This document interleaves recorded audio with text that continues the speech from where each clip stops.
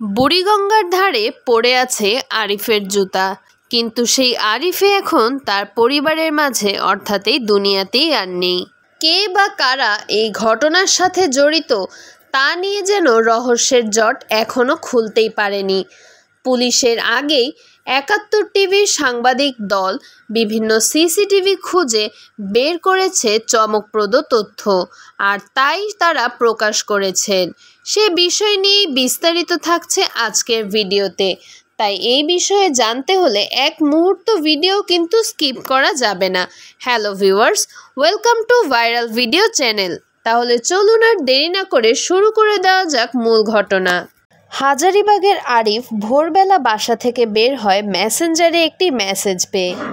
বাসা থেকে বেরিয়ে গেলেও সেদিন আর ঘরে ফিরেননি আরিফ। তার একদিন পর বুড়িগঙ্গায় তার দেহ উদ্ধার করা হয়, কিন্তু তার সাথে এমন কী ঘটেছিল সেই বিষয়ে এখনো কোনো সুরাহা বের করতে পারেননি দায়িত্বরত পুলিশরা। এ বিষয়ে আরিফের পরিবারের সাথে কথা বলতে গিয়ে জানা যায়, তার বাবা কবির মির জানান কে বা কারা এই ঘটনার সাথে জড়িত তা তারা বলতে পারছেন না। আরিফের সাথে কারো তেমন কোনো শত্রুতা ছিল না। আরিফের বোন করুণা জানান, যারা এই ঘটনার সাথে জড়িত তাদেরকে একটিবার দেখতে চান। সামনে পেলে তাদেরকে জিজ্ঞাসা করবেন কেন তার ভাইয়ের সাথে এমন একটি কাজ করলো তারা, কি দোষ ছিল তার ভাইয়ের। আরিফের স্ত্রী নূরজাহান আক্তার জানান, সে এই কাণ্ডের বিচার চায়। যে বা যারা আরিফের সাথে এই ঘটনা ঘটিয়েছে সেই ঘটনার ন্যায় বিচার চান তিনি।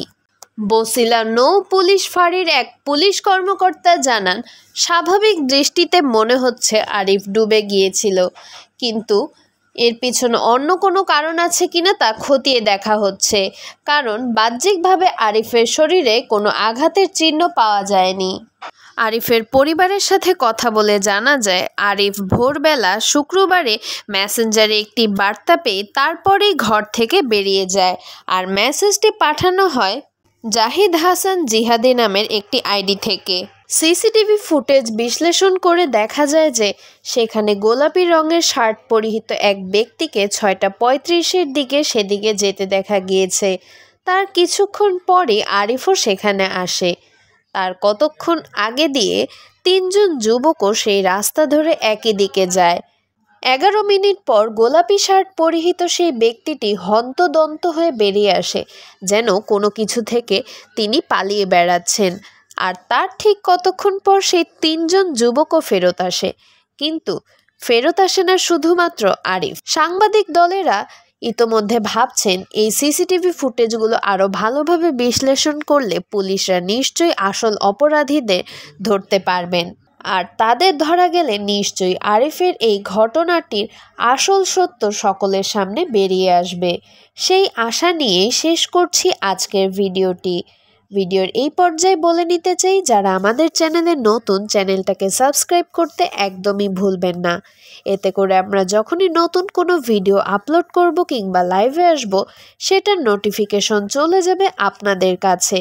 ভিডিওটা ভালো লাগলে অবশ্যই লাইক, কমেন্ট, শেয়ার করে পাশেই থাকবেন। পরবর্তী ভিডিও দেখার জন্য সকলকে আমন্ত্রণ রইল। ধন্যবাদ।